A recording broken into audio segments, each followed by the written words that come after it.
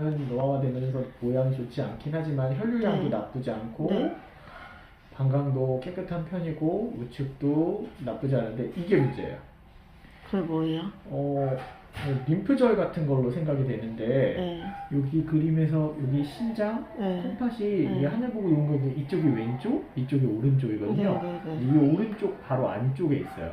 우측 신장 바로 안쪽에 있는 림프절 위치거든요. 림프절이 이렇게 커져 있을 수 있는 것들은 지금 크기가 길이는 한 2.7cm 정도, 두께는 1.4cm 정도 돼요. 사실 이 친구는 일시적인 것 같지는 않고요. 왜 그렇게 생각하냐면 보통 일시적인 친구들은 이렇게 큰 게 아니고요. 네. 구조도 이렇게 안에 보면 형태가 어느 정도 뭔가 있어요. 근데 이런 게 아니라 보통 친구들은 그냥 검은색으로만 된 림프절들이 많거든요. 크기도 이거보다 적어요. 근데 얘는 정말 종괴처럼 크기가 뚜렷하고 네. 안에도 검은색 부분이 얼룩덜룩 있는 걸로 봐서는 네. 어떤 만성적인 염증이나 이런 것들 때문에 장간박 림프절이 커져 있는 경우도 있고요. 그런 경우가 아니라 나이가 있는 친구들은 가장 가능성이 높은 거는 사실은 고양이 복강 내에 생기는 림포마. 림포마? 림포마는 우리 흔하게 그냥 그런 림프 종양 같은 거라고 생각해요. 복벽 근처에서 많이 안 떨어져 있거든요. 그래서 세침 검사라고 하죠. 특수한 주사 바늘로 찔러서 그걸 찌른 거를 도말을 한 다음에 연구소로 보내거나 이러면 도말해서 검사하면 아마 오늘이 지금 금요일이어서 오늘 연락하고 보내거나 이러면 리딩해도 주말 지나서 나올 거거든요. 제 생각에는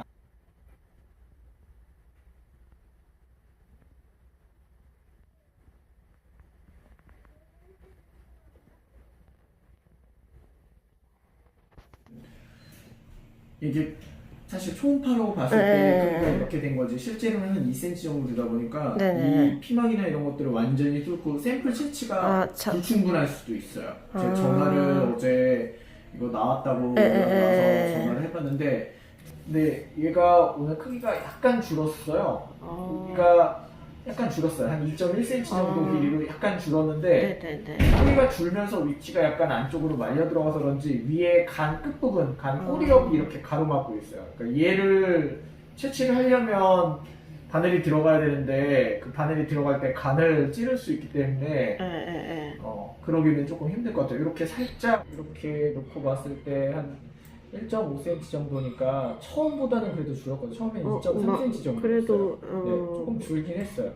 염증 세포가 혼재되어 관찰된 걸로 나왔어요. 그 염증이 네, 뭉친 거. 염증 때문에 생긴 거면 만성적인 염증이 우선 고려된다고 나왔는데 따로 더 검사를 하진 않을 거고요. 크기가 그래도 만약에 여기를 써놨는데 이게 100%는 아니에요. 들어갔던 그 바늘에 있던 거 가지고만 검사가 되는 거기 때문에 만약에 그럼에도 불구하고 크기가 지금 전에 두 번째 체크했을 때 전에보다 크기가 많이 줄어들었잖아요. 근데 두 번째, 세 번째 체크했을 때 크기가 많이 줄어들었는데 갑자기 크기가 확연하게 늘어나거나 이러면 여기서는 그때는 이렇게 재흡입을 통한 검사나 이런 것보다 아예 그냥 제거해서 검사라고 돼 있는데 할배 같은 경우에 제거하는 거 추천드리진 않아요. 그걸 버티거나 하는 것도 되게 스트레스 요인이 되기 때문에 만성적인 염증 때문에 그런 게 생긴 거라면 사실은 크기가 점점 줄어들고 있기 때문에 뭘 적극적으로 안 해주셔도 되세요.